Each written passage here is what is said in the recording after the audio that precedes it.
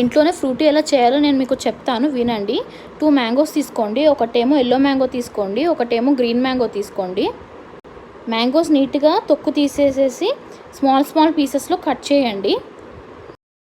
Cut చేశాక 2 వేస్లో చేయొచ్చు. ఒకటి కట్ చేసిన మ్యాంగోస్ని డైరెక్ట్గా హీట్ చేయొచ్చు, లేదా కట్ చేసిన మ్యాంగోస్ని పేస్ట్ చేసి హీట్ చేయొచ్చు అనమాట.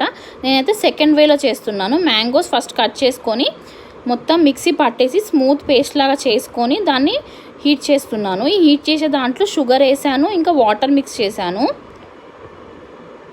ఒక 5 మినిట్స్ సిమ్లో పెట్టి బాగా హీట్ చేసుకోండి మ్యాంగోని.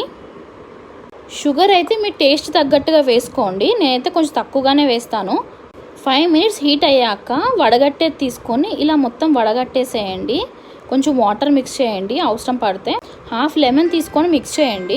ఒక 1 అవర్ ఫ్రిడ్జ్లో పెట్టుకోండి. ఫ్రూటీ రెడీ.